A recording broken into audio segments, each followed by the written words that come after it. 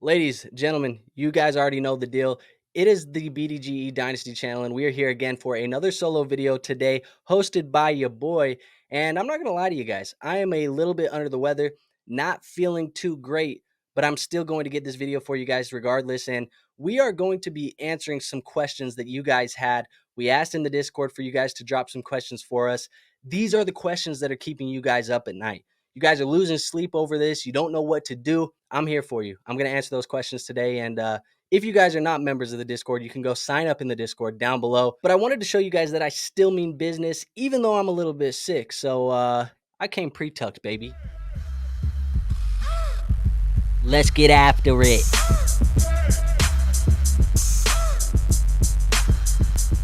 All right, so the first question that we have here on the Discord is submitted by DL Smooth. He says, who is your favorite late round sleeper in Dynasty startups? And I thought about this a little bit because I was trying to think, how deep do you want me to go?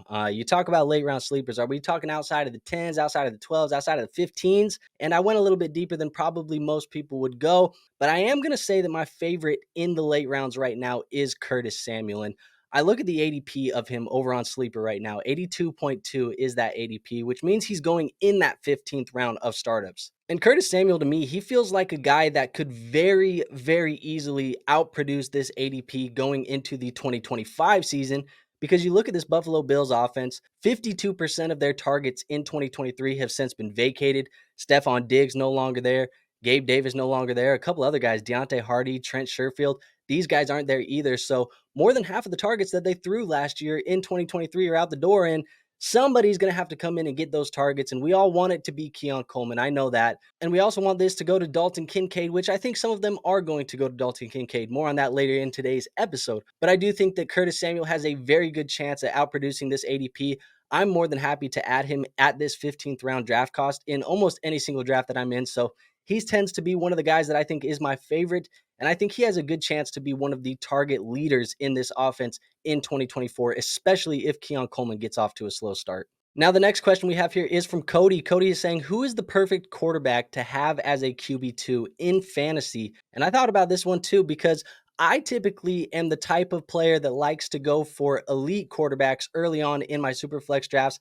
I like to take two, usually within the first 2 or 3 rounds, but there's a tier here where I think all of these guys are QB2s by definition, but I think they all produce somewhat of QB1 numbers, and this is a tier for me of Jared Goff, Dak Prescott, and Tua Tagovailoa, and you can get all of these guys in the 3rd round, maybe even the 4th round of your startup drafts, probably the 4th round for Goff and Tua, but I think these guys are the perfect QB2s for your Superflex rosters. They have that QB1 upside, like I said, and you can get them at a discount, which means that you can get guys in that 2nd round and maybe even in that 3rd round where you can get an elite wide receiver like A.J. Brown or Garrett Wilson or one of these other guys, maybe even Puka Nacua if that fits your flavor. And then in that 3rd round, maybe an elite running back. Maybe that's where you go with Dak Prescott. And then in the 4th round is where you can get that guy. But I think that is the perfect tier to be taking that QB2, the Jared Goff, Tua Tagovailoa, and the Dak Prescott tier. Now, Sawyer is asking, he's saying, who is your favorite of the top tier running backs to have on your squad right now? And I think this is kind of a fun question because typically in Dynasty, we don't like talking about running backs. We don't really talk about the running back position at all. But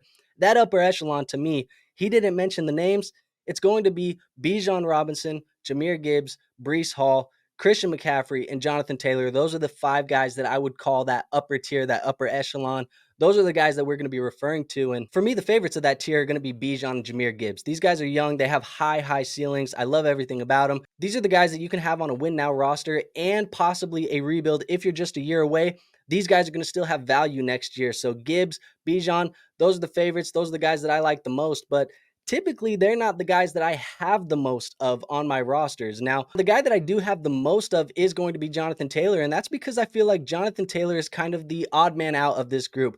Some people are worried about Jonathan Taylor. Maybe it's he's a little bit older than those guys that we mentioned. Also, maybe it's because he's had some injuries in the past, so people are a little bit weary of Jonathan Taylor, and because of that, you can get him at a discount. I still think he's an elite RB1. So even though Bijan Robinson and Jahmyr Gibbs are my favorites of the group to have, obviously that is in an ideal world, Jonathan Taylor is the most feasible, and he's actually the guy that I have the most of on my rosters. Now, our next question here is coming from Poetry in Lotion.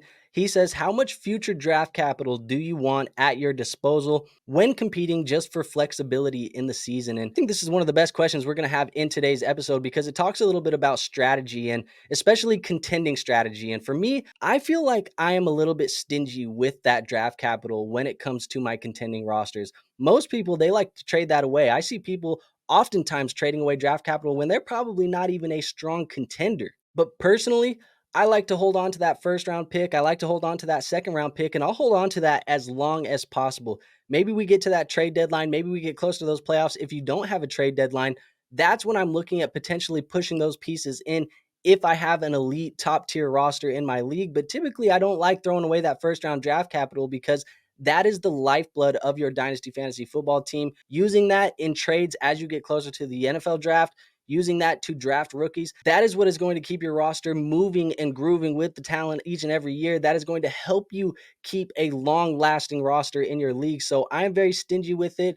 I might overvalue it a little bit in the trade room, but I think I would rather do that than undervalue my draft picks because if you go maybe in June and you're like, hey, I'm a contender. I can throw this in, get a Derrick Henry for my first round pick. And then August comes around, training camp, Derrick Henry hurts himself. Now, all of a sudden, this is looking like a very bad move for you. So I like to keep that first and second throughout the season. As we get to that trade deadline, that's when I'll kind of make those decisions. But I like to be a little bit stingier, but the first and second is what I'm usually keeping around. Now, moving on to a question from Toto. He says, in a one quarterback league, do you think it's a good idea to use a top 2 or 3 round pick on a quarterback, or do you take fillers towards the end like Jared Goff or Kirk Cousins? Typically, in my one quarterback, I use a very different approach than what I use in my superflex. I obviously mentioned earlier in this video that in the superflex leagues, I like to go double quarterback early. In one quarterback, I punt the position. I think getting a guy like Jared Goff, like we talked about, he is kind of deemed as a QB2. He's a little bit of a later player that you can get off the draft board, but he still has some QB1 upside. I think having those guys is just fine in a one quarterback league. And if you have a couple of those guys as fillers or players that you can just plug in that one quarterback lineup, having that QB advantage is just not as valuable in a one quarterback league. So I think having the fillers is fine. I don't really go out of my way to get the elite guys in the second or third round. Now, our next question is from Junebug44. They say, is Trevor Lawrence overrated, underrated, or properly rated? I'm assuming this is for Dynasty Fantasy Football, of course, but I would have to say, honestly, Trevor Lawrence is probably being properly rated in the Dynasty community right now. We just recently updated our rankings over on the Dynasty side of things here, and Trevor Lawrence, he fell in for me as my QB 12 in my rankings right now. And if you look at where he's going on Keep Trade Cut, he's currently the QB 13. In startups, sleeper ADP, he's the QB 12. So I don't really have any issues with his current value. I think this is actually probably an appropriate evaluation of Trevor Lawrence right now because he does feel like he is a low-end QB1, high-end QB2 for Dynasty Fantasy Football purposes. Maybe he takes a step forward and surprises us next year. But I will say, if people keep fading Trevor Lawrence and he keeps dropping an ADP like he's been doing over the last couple of months, and he does get to that QB 14, 15 type of range, I don't know if he will get that low, but if he does, at that point, he's undervalued and he probably turns into a buy. So Eddie Tentos, he's asking us, who are some of your favorite rookie dart throws? And some of the guys that I like right now in the third round of rookie drafts is going to be Troy Franklin, Ben Sinnott, and I also like Marshawn Lloyd for the Green Bay Packers. And these guys probably aren't super deep dart throws. I got a couple of those guys that we can talk about as well, but each of these guys has been faded in your rookie drafts for different reasons. Troy Franklin didn't get the draft capital.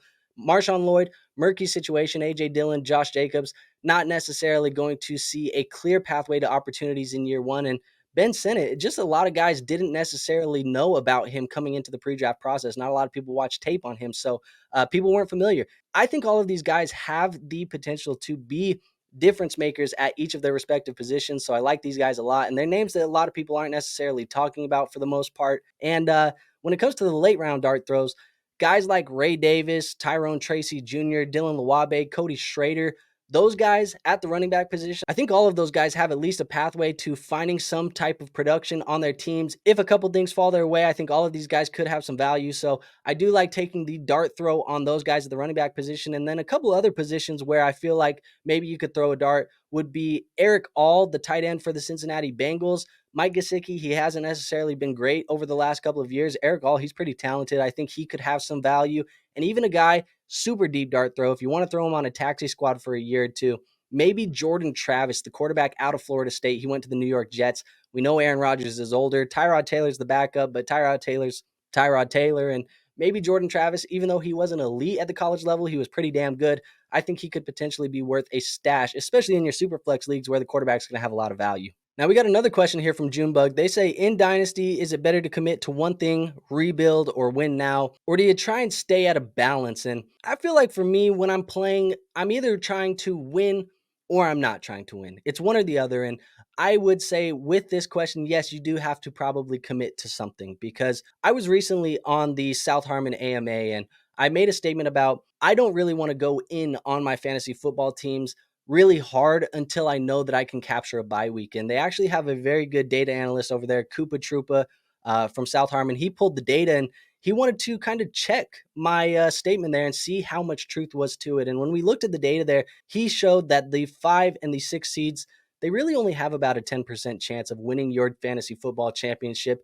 And if you get a 1 or a 2 seed, those seeds that do get buys, those teams have a 26 to a 30% chance of winning. So being in the middle is not really where I want to be. I think oftentimes if you're not trying to go win now or you're not trying to rebuild, you do end up in that middle. And if you end up in that middle, it's kind of no man's land. That 10% chance is not really what I want. I want to be trying to make my team be a 1 or a 2 seed. And at that point, I'm fiending to get a championship. So that is really my approach. I'm either all in trying to win the championship this year, or I'm trying to build a roster that can win a championship in a future year. So I don't like to play in that middle. That's just not what I do. And I know that Nick on the channel has said he likes to be in the middle. I think to each their own. But for me, I like to pick one strategy. You commit or you don't commit. And that's how I like to roll with my rosters. Now we got a question here from Matt, and he says, I want the spiciest Andrew take possible. Out of the current ADPs, who do you think will be the biggest under and over performers?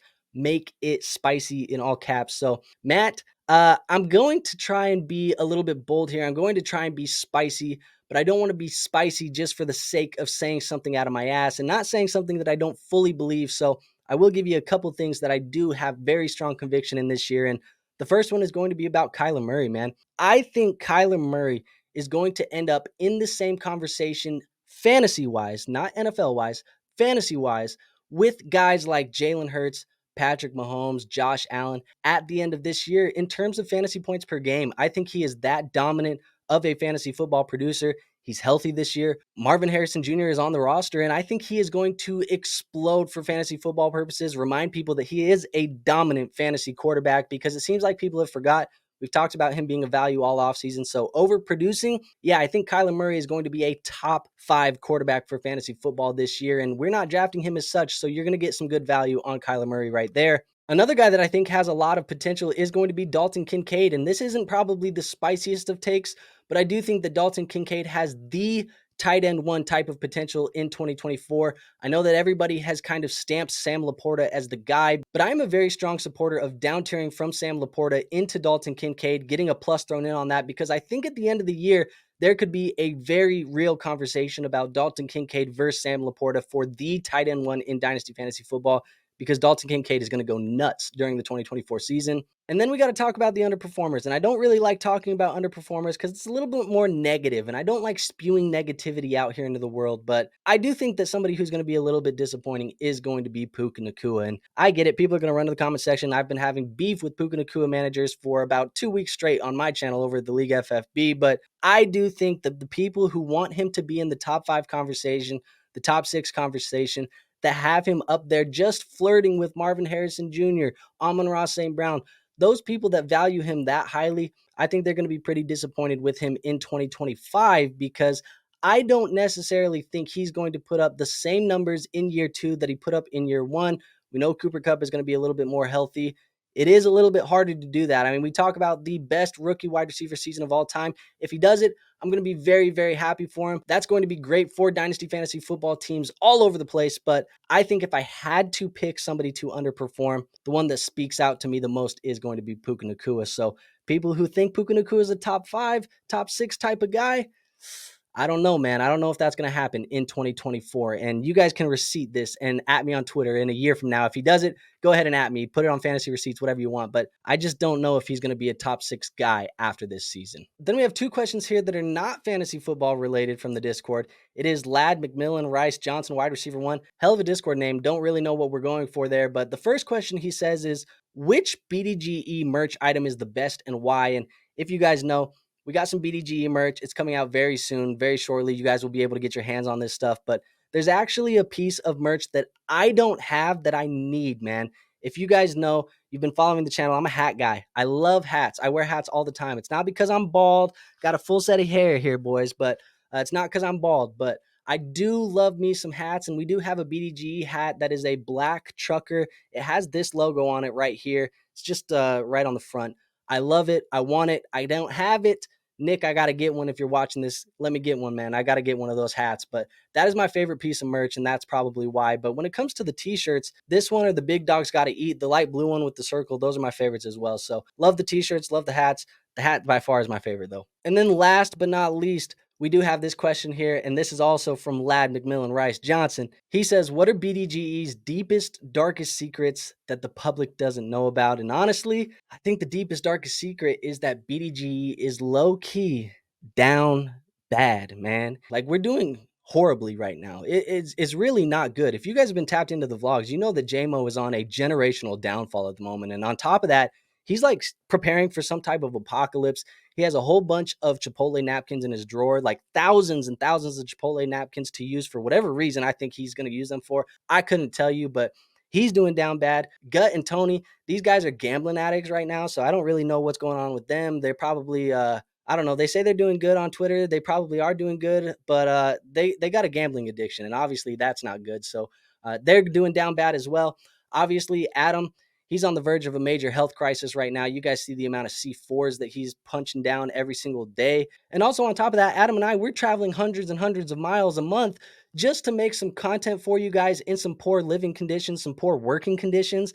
I mean, the office that never has a toilet that's working. And then even when I show up, I end up just getting verbally abused by the guys the whole time that I'm there. So it's not really a great working condition for me either. So yeah, we're doing down bad. And on top of that, Nick's taking trips to Miami. He's neglecting his family. Meanwhile, he's living the high life while we're all down bad in the office. It's just not good, man. It's a bad situation. It's a toxic situation. Our fearless leader, he's not so fearless. He's really just rubbing it in our face that he's doing better than us. And if you guys have been tapped in for a long time, you know that these guys are just scared to ask for a credit card. They don't want to spend money on the credit card because they're worried that it's going to be declined. It's just, look, man, things are not going well over here at BDGE, and maybe this is a cry for help. Maybe this is a cry for your support. So if you guys do want to support us, you do want to help us kind of get out of this bad situation here, let us know in the comments down below. Show us some of your love. Also, while you're down there, hit the like button, hit the subscribe button, because that is what is going to pay the bills here at BDGE. And like I said, we all need to get paid. Nick's living the high life in Miami. We're over here just drowning in our sorrows. So go ahead and do that for me if you did enjoy the video. And last but not least, make sure you guys are members of the Discord. So in future videos, when we do things like this, you guys can have your questions on the Discord, and you guys can have trades reviewed and all of that good stuff. But I will see you guys on our next video. Until then, peace out.